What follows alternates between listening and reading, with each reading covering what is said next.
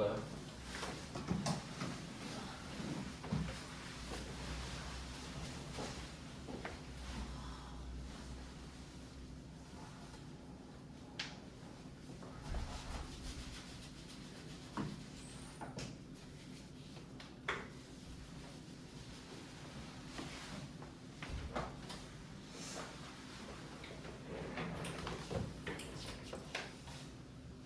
네, 가세사업자를 봤습니다. 간이과세자 기준을 보고요. 그래서 간이과세자는 이제 세금을 어떻게 내냐면 그 일반 과세자는 여러분이 대충 알고 계시니까 간이과세자만 그냥 참고로 말씀드릴게요. 공급 대가라고 그랬잖아요. 그러면 1억 400이니까 뭐 그냥 금액은 한 뭐 8,800 이렇게 해볼까? 8,800만 원 이렇게. 이 말은 내가 작년에 8천만 원짜리 물건을 팔았단 소리예요. 그래서 부가세 800까지 합쳐서 직전 연도 8,800이 됐죠. 그럼 개인 사업자고 하면 기준이 돼서 간이과세자가 되잖아요. 근데 아까 말씀드렸다시피 부가가치세의 원칙은 과세 표준이 공급가액입니다. 그 말은 원래대로라면 8천에 10%를 곱해서 800을 내는 거죠. 근데 얘는 그냥 110%를 때린 다음에 거기에 부가가치율이라는 게 업종마다 달라요. 이건 자세히 모르겠는데 막 한 10에서 40 이렇게 되나? 15에서 40 뭐 그런 정도예요. 한 뭐 2, 30 거의 시험에 나오는데 우리 시험 말고 그냥 한 대충 2, 30%라 생각하시면 될 것 같아요. 그리고 여기에 10%를 때린 겁니다. 이렇게 돼요. 그러니까 대충 얼추 계산하면 일반 과세자의 한 10분의 1 정도 느낌이죠. 그러니까 뭐 정확히 따지면 다 다르겠지만 그냥 이런 식으로 낸다 이거예요. 그러니까 간단하게 내게 하죠. 간단하게. 왜냐면 너 얼마 벌지도 못하는데 그냥 적당히 이렇게. 그리고 참고로 이거는 좀 실무에서 이제 중요하실 수도 있는데 이거는 그 간이과세자가 되는 기준은 직전입니다. 그러니까 내가 매년 1억 400 이제는 바뀌었지만 매년 1억 400 아래면 매년 간이과세자죠. 그러니까 참고로 너무 많이 가나? 그래도 알고 계시면 나쁠 거 없어요. 만약에 24년도 이렇게 1년을 내가 했어요. 그러면 이게 만약에 1억 500이야. 그럴 수도 있죠. 그럼 이제 일반 과세자로 바뀌잖아요. 그럼 어떡할 거냐? 이게 바로 25년부터 되는 게 아니라 상식적으로 생각해 보세요. 뭐 정산하고 어쩌고 저쩌고 하면 시간 좀 걸리잖아요. 7월 1일부터 적용돼요. 7월 1일부터. 그러니까 이게 기준으로 삼아서 바뀌었다. 그러면 7월 1일부터 바뀐다. 바로 못 바뀌지. 마음의 준비가 필요하잖아요. 그러니까 6개월 더 하다가 쓱 바뀝니다. 미리 말해주고 마음의 준비하라고 하고. 상식적으로 이해되시죠? 그러니까 막 이게 시험에 나오진 않지만 뭐 그냥 듣고 아 그렇겠구나 하고 넘어가시면 되죠. 그래서 내가 이게 계속 1억 400 아래면 계속 간이지. 간이 이렇게 가는 거 아시겠죠? 근데 이게 만약에 지금 간이과세자가 되는 건 이것도 좀 중요합니다. 아닌데 좀 제 시험과 여러분 시험이 지금 혼동이 돼가지고. 그럼 만약에 1억 300이라고 해봅시다. 그러면 올해는 계속 간이과세자죠. 그러니까 이 앞에 6개월은 관성으로 간이과세자고 7월 1일부터는 얘 때문에 간이과세자 계속 이어지는 거잖아요. 그러니까 얘는 그 계속 반씩 물리는 거예요. 근데 올해가 만약에 4,700이라 해볼게요. 4,700. 그러니까 작년은 1억 400 미만이어서 올해도 간이과세자가 유지가 됐어. 근데 그 간이과세자로 유지가 되는 상태에서 올해 4,800 미만이잖아요. 그럼 아예 안 내요. 부가가치세 아예 안 내요. 실수로 냈다 그럼 환급해줘요. 차이 아시겠어요? 그러니까 올해 간이과세자가 유지가 되냐 안 되냐는 작년 기준이야. 근데 올해 부가세를 내냐 안 내냐는 올해 4,800 기준이라고. 왜냐면 올해까지 기다렸다가 하면 되는 거니까 신고를. 왜냐면 간이과세자는 이거까지 또 해야겠네요. 이 느낌 아시겠죠? 그리고 이제 과세 기간을 봅시다. 과세 기간.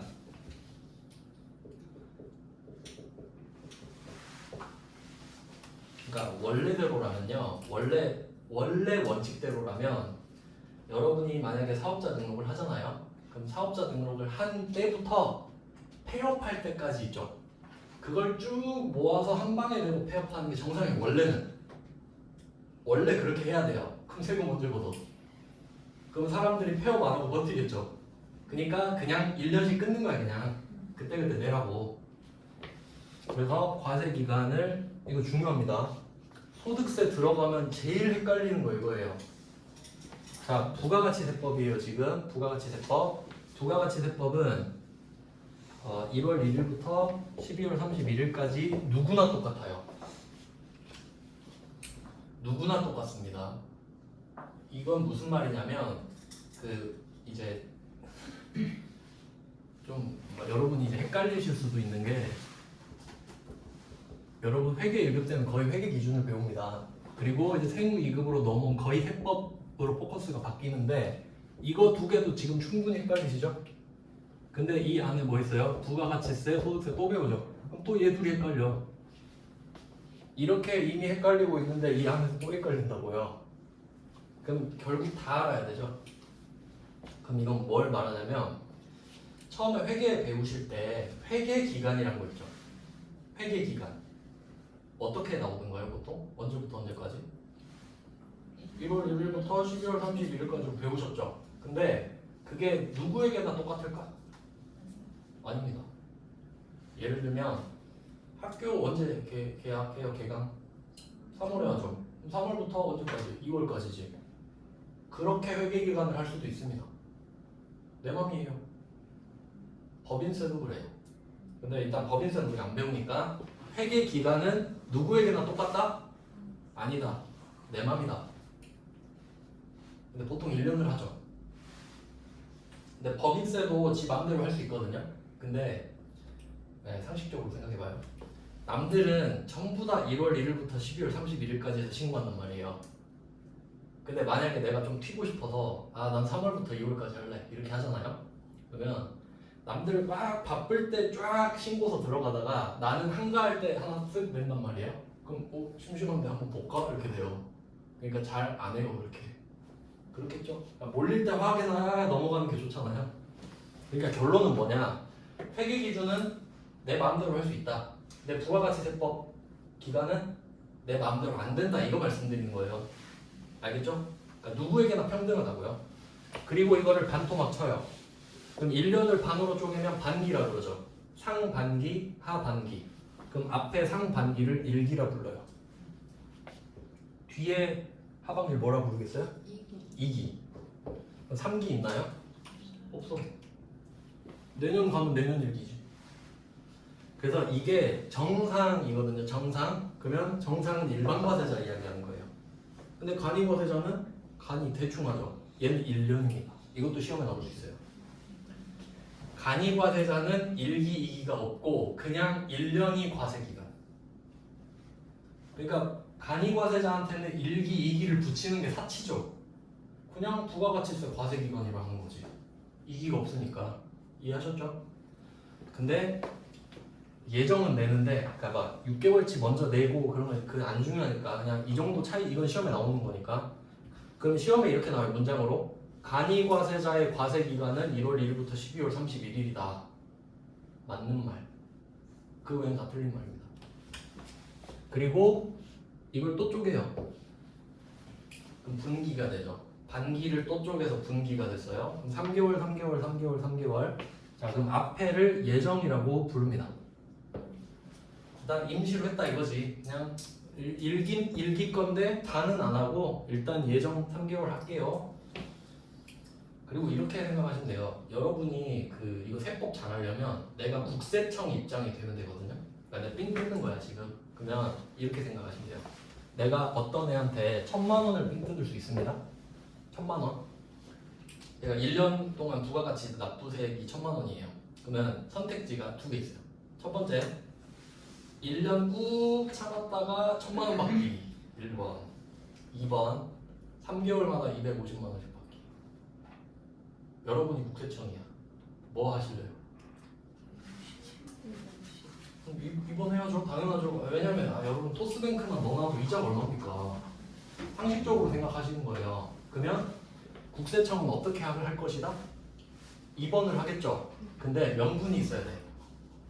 야, 너 한 번에 내면 힘들잖아. 내가 그때 걷어갈게. 명분 좋죠? 그래서 이렇게 빙 뜯어갑니다. 자, 그리고 뒤에 3개월 있죠. 자, 이거를 실무에서는 아시죠? 뭐라 불러요? 확정이라 부르잖아요. 근데 정확한 명칭은 가끔 언급할 수 있어요. 가끔 1기 최종 3개월이라고 합니다. 뭐 정확한 명칭이에요. 근데 실무에서 누가 1기 최종 3개월 이렇게 합니까? 1기 확정 이래버리지. 그러니까 시험에서도 1기 확정 이렇게 나오죠. 그래서 중요한 거는 3개월을 지칭하는 겁니다. 이게 되게 중요한 포인트예요. 왜냐면 회계 1급 때는 이걸로 끝이거든요. 근데 여러분 세무 2급 해야 되죠. 그럼 2기도 똑같겠죠? 2기 예정, 2기 확정. 그럼 이 말은 250, 250, 250, 250 된다는 소리입니다. 안 어렵죠? 그러니까 이 부가가치세에서 매출세액이랑 매입세액을 내는 거는 그냥 3개월씩 기준이라고 보시면 되는 거예요. 근데 나중에 부속서류라는 걸 배워요. 회계 1급 때는 안 나옵니다. 그러니까 이게 뭐냐면 아까 잠깐 언급해드렸던 의제 매입세액 이런 거 있죠. 그러니까 내가 판 거랑 산 거 이외에 다른 뭐 특례나 그런 것들 있잖아요. 다른 부가가치세법 안에 있는 것들 때문에 더 세금을 깎아준다든지 그런 걸 이제 부속 서류라 그래요. 그러니까 신고서랑 같이 내는 서류를 말해요. 부속. 나 세금 덜 내고 싶어서. 그럼 이제 부속 서류를 내는데 얘는 이제 똑같이 이렇게 간다고 생각할 수 있는데 얘는 3개월 계산을 하고요. 그리고 뒤에 4, 5, 6 할 때 있잖아요. 다시 6개월을 돌려서 얘를 빼는 구조로 갑니다. 그러니까 이게 헷갈릴 거예요. 다시 정리할게요. 그러니까 과세 기간이 있는데 신고서가 있고요. 공식적인 부가가치세 신고서. 얘는 매출세액, 매입세액을 주로 적어요. 매출세액, 매입세액. 얘네들은 무조건 3개월. 그럼 이 말은 뭐냐면 내가 1, 2, 3을 250 신고해서 내잖아요. 그럼 1기 확정 때는 500을 구해서 250을 빼고 250을 내는 게 아니라 그냥 250. 딱 4, 5, 6 깔끔하게 한다고요. 근데 나중에 부속 서류 계산할 때 있거든요. 금액. 근데 얘는 예정 때는 고민할 필요가 없죠. 1, 2, 3밖에 없으니까. 근데 얘는 4, 5, 6 거를 계산할 때 6개월치를 돌린 다음에 1, 2, 3 계산해놨던 거 있죠. 그걸 빼는 구조로 봐요. 왜냐면 1기라 이거지. 둘이 같은 팀이라 이거지. 그래서 헷갈린다. 결론은. 그래, 또 그때 말씀드릴게요. 네, 지금은 제가 말씀드리고 싶은 거는 부가가치세 과세기간은 누구나 1월 1일부터 12월 31일이다. 근데 일반 과세자는 1기, 2기 쪼갠다. 간이 과세자는 한 개다. 이거 말씀드리는 거예요. 그리고 이제 3개월씩 해서 언제까지 신고 납부하는지 아시죠? 다음 달 25일. 다음 달 25일. 근데 25일이 토요일이면 어떡해? 토요일에 가서 내가 문 닫았는데? 아니에요. 내가 돈을 받는 거니까 너그러워. 그러면 월요일까지 그렇게 돼요. 돈 걷는 거니까. 그럼 25일이 토요일이면 26일도 안 열죠. 27일까지. 이것도 알아두시면 좋아요. 그러니까 늘어날 수가 있는 거죠. 유동적으로. 그럼 또 월요일이 공휴일이면 화요일까지 늘어나는 겁니다.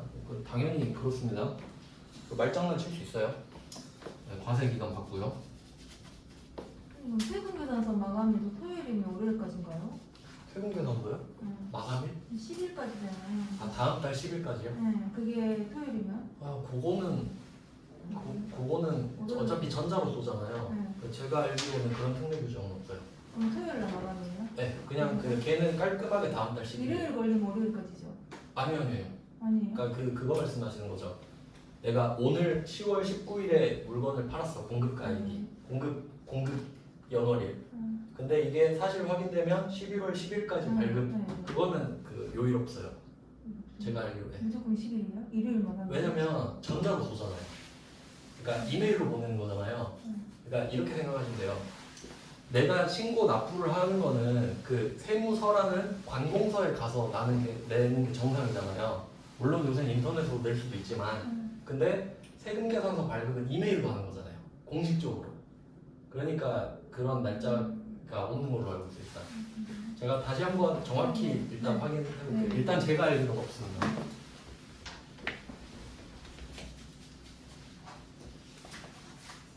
네, 이렇게 차이를 받고 면세 사업자는 면세죠. 그냥 그 사업자 등록을 안 한다 해서 그 제일 중요한 게 뭡니까? 이거 시험에 제일 중요한 거 엄청 많이 틀리는 건데 매입세 공제 못 봤죠. 이것만 기억하시면 돼요.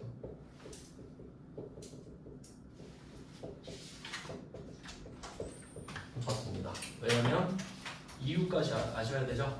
매출세액을 걷어서 낼 의무가 없으니까 네가 낸 거를 돌려받을 권리도 없다. 그냥 이렇게 생각할게요.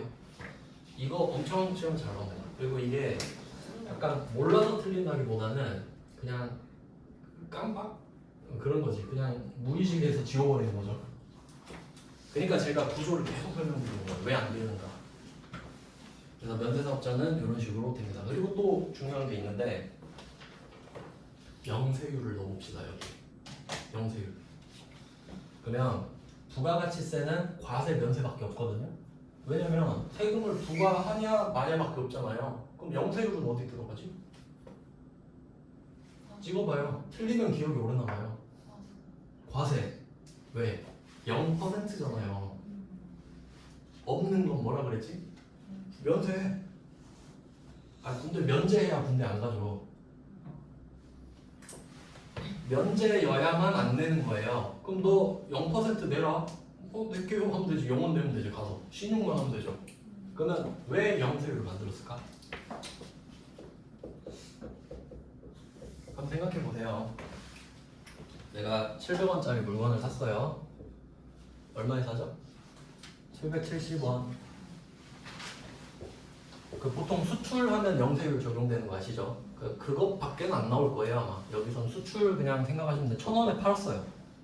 자 이제 면세랑 차이 봅니다. 야 그럼 국세청이 얘한테 말해요. 야 너 1,000원어치 물건 팔았네. 공급가액이네. 과세표준이네. 근데 몇 퍼센트 곱하죠? 0% 곱하잖아. 그러면 매출세액이 얼마예요? 무조건 0이죠. 그럼 야 너 0원 내. 그러면 네. 가서 0원 내요. 신용만 해요. 자 여기 쓴다 0원. 그리고 간 김에 뭔 말해요? 저 70원 낸 거 있는데 저 빵원 냈잖아요. 부셔야죠. 그럼 어떻게 돼요? 환급받아. 환급받습니다. 결론 좋다. 그러니까 면세가 좋은 게 아니라 영세율이 좋은 겁니다. 이해되세요? 그러니까 영세율은 뭐하러 만들었냐면 혜택을 주려고 만든 거예요. 그냥 대놓고 혜택을 주겠다고 만든 겁니다. 왜냐면 과세사업자로 넣어야 이걸 빼줄 거 아닙니까? 근데 면세랑 똑같이 얘를 안 걷게 해주고 싶은 거야. 그러면 말이 좋잖아요. 0%. 그래서 0%는 과세사업자가 적용이 되냐 마냐입니다. 이해되시나요? 그럼 이걸 한번 생각해 볼게요. 쌀 팔아요. 쌀은 뭐라 그랬죠? 면세죠? 그럼 내가 면세 사업자로 사업을 딱 시작해요. 근데 쌀을 수출해. 수출은 0%죠. 근데 난 지금 면세 사업자죠. 그럼 한번 여기 사다리 타기로 가봐요. 쌀을 수출하면 어디로 가나? 자, 쌀을 수출해요. 어디로 가죠? 면세로 가죠? 그럼 여기서 갈 데가 어디 있어? 없어. 그냥 면세. 그럼 얘는 쌀을 수출해도 면세. 혜택을 못 받아. 이해되십니까? 그러면 또 무슨 생각이에요? 여러분이라고 생각하셔야 돼요.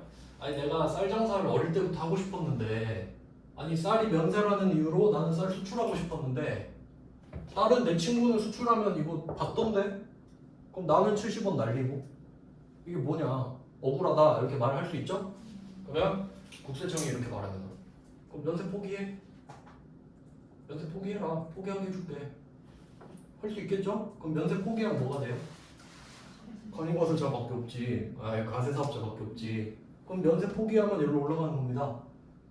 그러면 이제 이렇게 생각할 수 있겠죠. 내가 면세 물건을 팔아요. 근데 이걸 수출하게 됐어. 그러면 당연히 뭘 할 것 같아요, 여러분? 면세 포기해야죠. 그래야 매입세 공제 받을 거 아닙니까? 그냥 팔면 이거 다 날린다니까요, 70원? 근데 내가 좀 귀찮지만 가가지고 저 면세 포기할게요. 이렇게 한다고 합시다. 그러면 어떻게 돼? 70원 꼬박꼬박 다 돌려받지. 이해되시죠? 이런 것 때문에 아는 게 힘이라고 하는 겁니다. 모르면 맨날 70원 내고 나는 돌려받지도 못하고 뭐 이러고 있는 거지. 이해되시죠? 그러니까 지금 여러분 입장에서는 막 이런 거 배워봤자 뭐 얼마나 그 도움이 되겠냐 하는데 이게 쌓이는 겁니다. 결국 나중에 한 방에 터지는 거예요. 그러니까 나중에 한 방에 몇천 몇 억으로 돌아올 수도 있는 거예요, 진짜. 세법이라는 게. 물론 뭐 나중에 경정 청구 이런 것도 있지만 지금은 그냥 원칙적인 이야기를 하는 겁니다. 네, 이렇게 됐어요. 일단 이제 구조는 이해되셨죠? 개괄 이렇게 됩니다. 그러니까 과세는 10%와 0%가 있다까지 이거 중요한 겁니다. 왜냐면 이게 또 좀 약간 디테일을 나눠보면은 여러분이 물건을 옷을 팔아요. 근데 내가 이걸 국내에도 팔고 수출할 수도 있잖아요. 그러면 수출분만 영세율이거든요. 맞죠? 국내에 뜬금없이 영세율 해주진 않을 거 아닙니까? 그러니까 그 두 개가 나뉩니다. 당연하죠?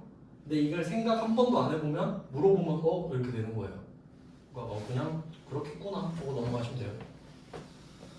왜냐면 이게 처음에 부가가치세를 어떻게 망치냐면 10%, 0% 면세 3등분 하는 순간 망합니다. 두 개로 나누고 시작해야 돼요. 그러니까 과세 사업자가 수출을 하면 0%를 적용받을 수도 있는 거구나라고 생각하셔야 되지. 그러니까 과세 사업자가 국내 물건 팔면 10%, 수출하면 0%구나 이렇게 생각하셔야 된다고. 0% 사업자가 있는 게 아니라 물론 내가 100% 수출하면 0%를 다 받겠지만 그렇게 많지는 않잖아요. 이렇게 나눠지는 겁니다.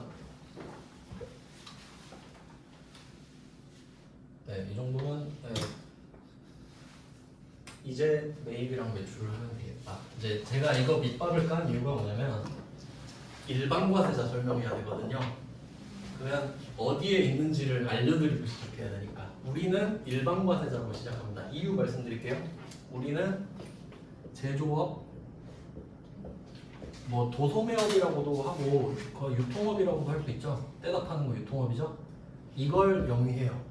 그러니까 이거는 어떻게 구분되는 거냐면 그 시험에 보면 상품이랑 제품이랑 같이 파는 회사도 가끔 나오거든요. 근데 그건 어떻게 되냐면 내가 파는 것 중에 제품을 더 많이 팔아. 그러니까 쉽게 말하면 한 50% 넘게 팔아요. 그럼 제조업이라 해요. 더 많이 파니까 그냥 그런 느낌이에요. 근데 거의 겸업을 같이 하고요. 법인이죠. 그러니까 이거 나오는 순간 끝났죠? 우린 일반 과세자입니다. 그러니까 시험에서 간이과세자를 낼 수가 없지. 그러면 간이과세자를 내고 싶으면 어떻게 해야겠는지 생각해봐요. 내가 죽어도 간이과세자를 내야겠어. 그러면 나 말고 상대방을 간이과세자로 만들거나 그럼 내가 간이과세자한테 사는 것만 공부하면 되겠네. 두 번째, 말 문제로 내기. 말 문제는 이거밖에 낼 게 없잖아요. 그럼 간이과세자는 끝인 거예요. 이런 식으로 그러니까 공부를 하실 때 조금 능동적으로 하면 편해요. 그냥 이거 내고 싶으면 어떻게 할까? 근데 아무리 생각해도 내가 과세자로 낼 수는 없거든요. 그건 일단 제끼는 거지. 일단은 시험 합격해야 되니까 일단. 네, 이렇게 이제 정리를 했고요. 이제 일반 과세자, 그러니까 일반 과세자가 이 부가가치세법의 스탠다드예요. 그냥 얘가 정상이에요. 얘는 비정상, 얘도 비정상. 아시겠죠? 이제 일반 과세자로 갈게요.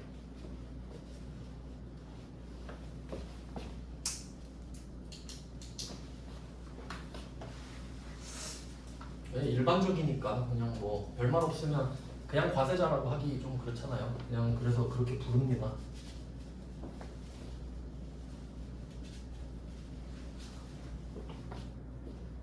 자, 이제 물건을 살 때랑 팔 때. 이제 이 부분은 어떻게 연결이 되는 거냐면 그 메인 매출 전표 있죠. 메인 매출 전표. 근데 이제 해보셔서 아시겠지만 전표가 두 개 있잖아요. 그 전표를 어떻게 나누는지 알려드릴게요.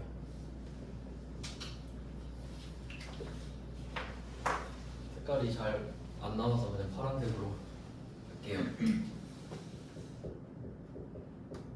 매입 매출 전표 있고 일반 전표 있죠? 우리는 전표 이거 두 개만 씁니다. 그러면 우선순위 1번이 매입 매출 전표입니다. 그럼 얘는 2순위겠죠? 그럼 어떻게 1순위를 구할 거냐? 이 매입 매출 전표의 목적을 생각하시면 되는데 부가가치세 관리하려고 만든 거예요.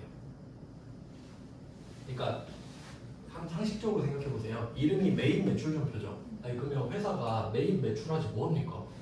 뭐 기부 뭐 이런 거 아니잖아요. 그러니까 매입 매출은 여기서 뭘 말하냐면 매입세액, 매출세액 이렇게 생각하면 돼요. 그러니까 그냥 부가세 들어있는 거냐 관리 차원에서 쓰겠다. 그러면 여러분이 1년 동안 그 막 부가세 대급금, 부가세 예급, 예수금 다 쓰잖아요. 1년치가 다 모이잖아. 그럼 그거 퉁쳐서 계산하면 됩니다. 그러니까 얼마나 편해요. 그래서 목적, 부가가치세 관리. 그럼 일반 전표는 부가가치세가 안 들어있으면 일반 전표 쓰면 되겠죠. 이게 끝이에요. 근데 전산회계 1급 시험 보실 때 이런 느낌을 받으시면 좀 정상인데 매입 매출 전표가 5문제, 6문제인가? 6문제 나와요. 일반 전표가 6문제 나오는 것 같지만 사실 9문제입니다. 결산 3문제까지. 그리고 풀었을 때 그 느낌을 받았으면 정상이에요. 일반 전표가 조금 더 어려운 것 같은데 이 느낌을 받는 게 정상이라고요. 왜냐면 부가가치세는 물건 사고 팔 때잖아요. 사고 파는 거밖에 없어. 사고 파는 게 뭐가 어렵습니까? 그냥 샀다 팔았다. 근데 일반 전표는 사고 판 거 이외의 것까지 다 커버해야 되죠. 뭐 부가가치세를 정산한다든지 감가상각을 한다든지 그러니까 어렵지. 그 결론은 매입 매출 전표는 부가가치세법에 영향을 받는 애들 그리고 나머지가 일반 전표인데 결과적으로 재무회계에 영향을 받지.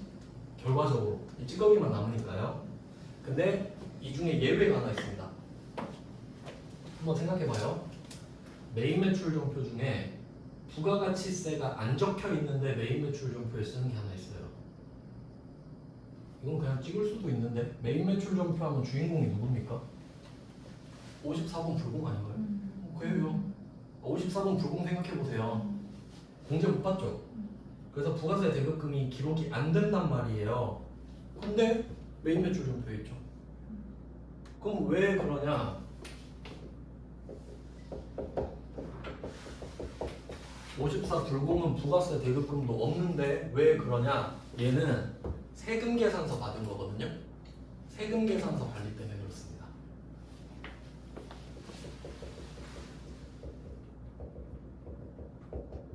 왜냐면 공제는 못 받지만 세금 계산서는 받았잖아요.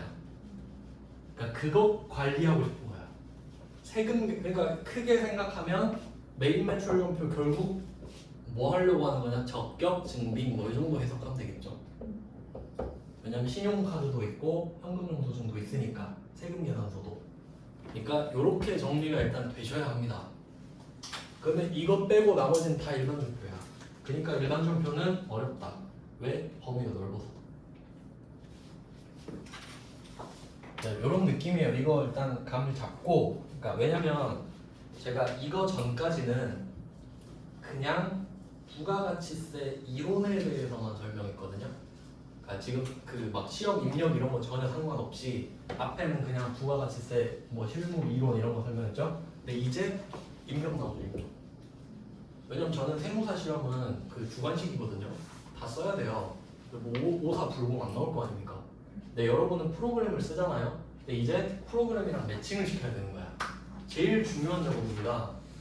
자격증 시험에서 제일 어려운 거지. 내가 배운 이론을 어떻게 입력할 것인가를 접목시키는 게 제일 어려운 거예요. 그러니까 그걸 이제 할 겁니다. 어떻게 할 건가? 근데 일단 점표 나누는 법을 알려드렸고 이제 매입과 매출 차이를 한번 볼게요.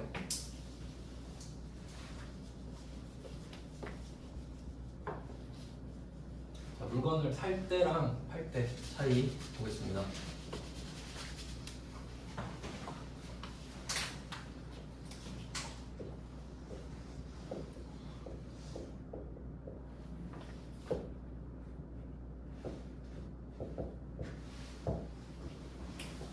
매입과 매출을 해볼게요.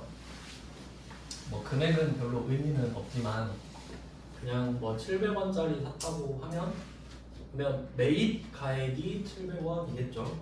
근데 우리는 지금 그게 중요한 게 아니라 그 700원에 딸려 있는 70원이 중요한 거죠. 그러면 그걸 세법 용어로는 매입세액이라고 합니다.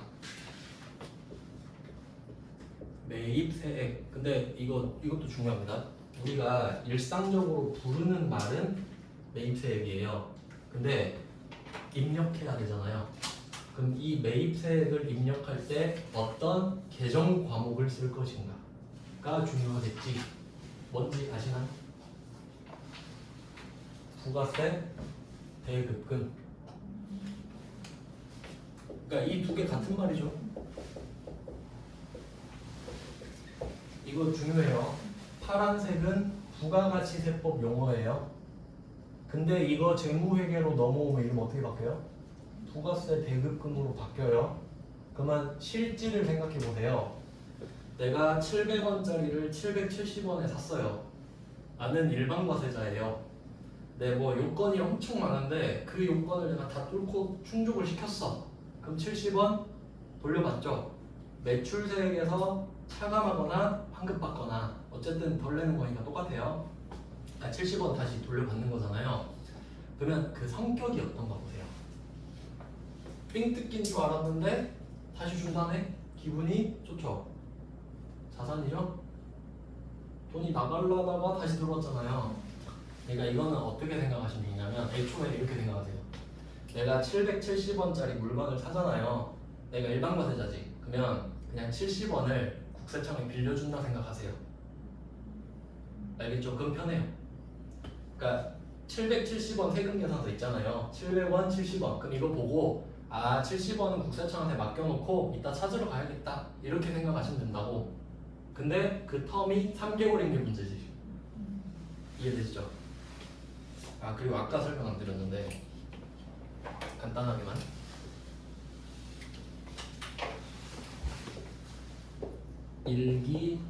일기만 할게요. 일기, 예정, 확정 이렇게 있다 했죠? 이렇게 일기, 예정, 확정 있을 때 내가 만약에 예정 신고를 했는데 환급이 뜬 거예요. 환급. 이 말은 예를 들어 이런 거죠. 내가 매출세액은 70원이에요. 매출세액 70원 내야 돼요. 근데 사업 초기에는 파는 거보다 사는 게 더 많거든요. 사업 초기에는. 그럼 내가 매입세액이 100원인 거야. 매출세액이 70원인데 내가 받아야 될 게 100원이에요. 70원 빼기 100원. 그럼 어떻게 해요? 30원 돌려받겠죠. 그러면 예정 신고할 때 저 30원 돌려주세요 이러겠죠. 그럼 국세청이 뭐라 하냐면 야 지금 예정이잖아. 끝까지 가봐야 알지. 확정세까지 해보고 그때도 남으면 해줄게 이렇게 합니다. 진짜 양아치죠? 그러니까 그냥 그렇게 생각하면 돼요. 그냥 국세청은 돈은 빨리 받고 싶어하고 줄 때는 최대한 늦게 줍니다. 근데 원래 돈 관리하는 방법이 그래야 돼요. 이자도 안 줍니다. 이해되세요? 그러니까 이게 결론은 뭐냐면 이걸 왜 쪼개놨냐를 설명드리는 건데 왜 쪼개놨냐면 내가 편할 때는 쪼갠 걸 유리하게 쓰고 불리할 땐 쪼갠 걸 의미 없이 만들려고. 이해되세요? 그러니까 내가 지금 1000만원 걷어야 되면 250씩 걷는 게 좋다 그랬잖아요. 그럴 땐 써먹는 거야. 야 예정신고 빨리 250 내놔. 근데 저 30 환급인데요? 야 일기잖아 이렇게 된다고요. 알겠죠? 돈 관리는 곱슬천처럼 하시면 돼요. 아까 깜빡해서 추가로 말씀드렸고요. 자 그래서 부가가치세법에서는 매입세액이라고 말을 하고 부가세 대급금이 계정과목이다 입력할 때 그러면 이거 자산이죠? 성격도 같이 생각을 하셔야 됩니다. 이 둘은 같다. 그러니까 이렇게 되는 거죠. 내가 전표를 입력할 때 이거 매입세액이네 라는 데이터가 들어오면 입력할 때는 부가세 대급금을 찾아서 쓰죠. 그럼 이제 1월부터 3월까지가 모여있을 거 아니에요. 부가세 대급금, 부가세 예수금. 그럼 이거 정리할 때 부가세 대급금이 매입세액인 걸 다시 알아야지. 그래서 나 매입세액이 이만큼 쌓였구나 하고 이렇게 해석하시는 거야. 전환해서 입력하고 입력된 걸 다시 해석하고. 그러니까 이걸 기업의 언어라고 하잖아요. 이거 못 알아보면 모르는 거야. 그냥 뭐 대급금이 뭐래요 이렇게 되는 거지. 아시겠죠? 뭐 어떻게 써먹는 건지. 그러니까 저는 항상 공부할 때 그렇게 생각해요. 왜 이걸 해야 되지? 저는 항상 의문을 갖거든요. 이걸 아니 실질이 있어야 배우는 거 아니냐? 납득을 하면 금방 들어오거든요. 그러면 이제 반대쪽으로 가볼게요. 그럼 공급 가액, 그러니까 공급이 매출이죠. 공급이 매출이니까 매출 세액이라고 하죠. 매출 세액. 그리고 계정 과목은 부가세 예수금. 사실 이게 이름이 그렇게 중요하진 않거든요. 그러니까 실제로 말씀을 드리면 이 부가세 예수금이라는 이름을 매출세액으로 바꿔서 쓰셔도 돼요. 그러니까 내 회사면 내가 경리고 내가 내 회사면 근데 시험에선 일반적인 걸 쓰잖아요. 컴퓨터에 기본값으로 입력돼 있는 거. 그러니까 그걸 어쩔 수 없이 외우는 거지. 근데 실제로는 이름이 중요하진 않습니다. 그냥 기본값이 그거니까 우리가 그냥 외운다 이 정도. 그럼 얘는 성격이 뭐죠? 부채죠. 왜 그런지 생각해 보세요. 내가 상대방한테 1,000원짜리 물건을 팔아요. 1,100원을 요구하죠. 근데 이 1,100원을 보면서 무슨 생각해야 되지? 이거 100원은 국세청한테 빚진 거다.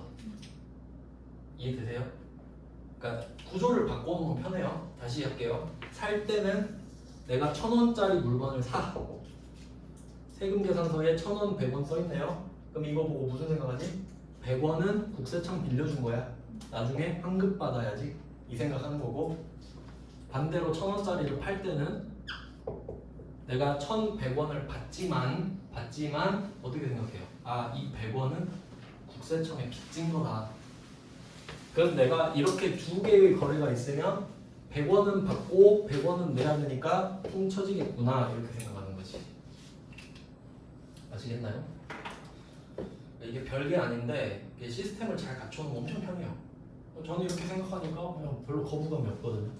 그래서 이게 되게 영리한 사람들은 어떻게 하냐면 만약에 1,000원짜리 물건을 1,100원에 이렇게 받잖아요. 정말 관리를 잘하는 사람은 부가가치세 통장을 따로 만들고요. 그러니까 그때 100원을 부가가치세 통장을 입금해버리는 거야. 그러면 부가가치세 그거로 내면 끝입니다. 엄청 깔끔하죠? 근데 어떻게 그렇게 해요? 잘 못하지.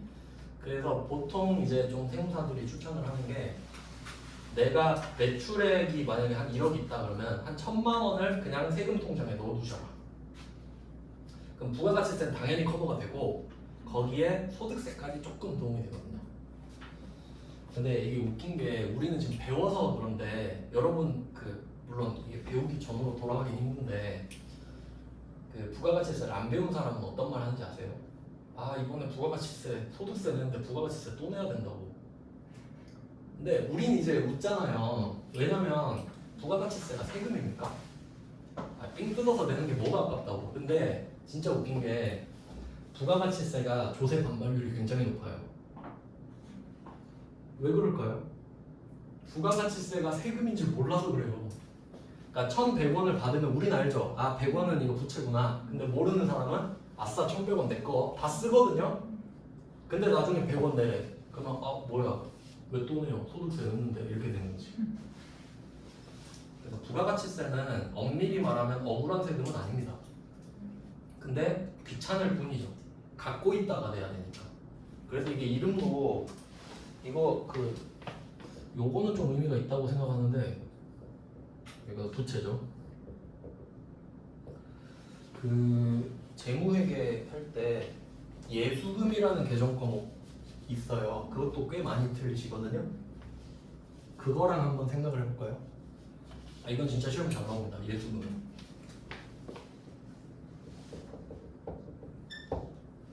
부가세 예수금이랑 예수금 이런 게 또 섞어놓으면 헷갈리거든요. 그러니까 성격을 한번 볼게요. 이 예수금은 언제 쓰냐면 내가 회사예요. 여러분 이거 꼭 기억하셔야 됩니다.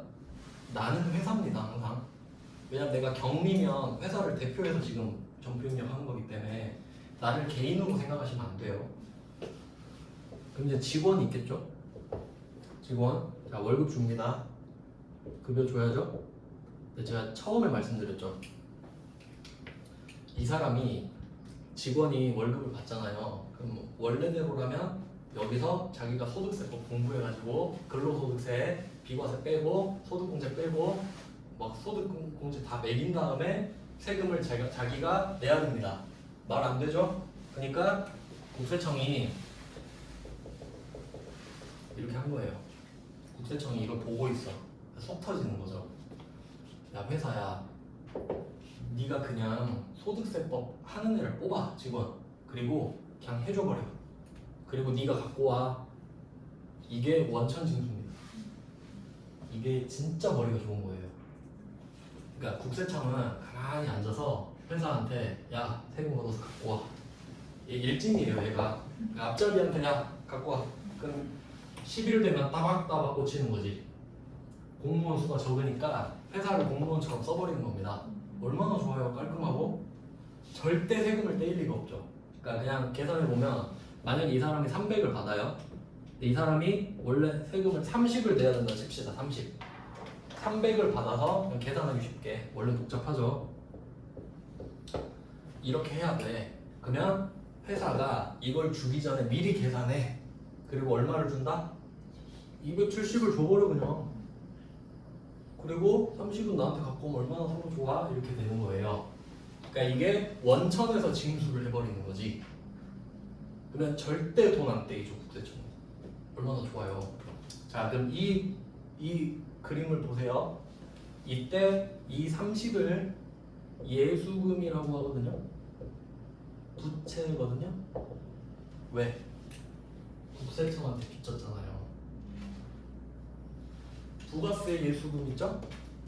부가세 예수금 부채죠? 왜? 국세청한테 빚졌잖아요. 그럼 왜 얘는 부가세 예수금이고 얘는 예수금이냐? 얘는 부가세잖아요. 얘는 부가세가 아니잖아요. 그냥 그거예요. 이렇게 묶어서 하면 이제 저는 알죠. 여러분이 예수금을 왜 틀리는지. 이거 선납세금이랑 헷갈리지 않습니까 항상? 그러니까 이렇게 하면 안 헷갈리죠. 내가 지금 뭐 선납한 게 어디 있습니까 지금? 앞으로 낼 거만 남았지. 그러니까 보세요. 미리 얘 받을 수.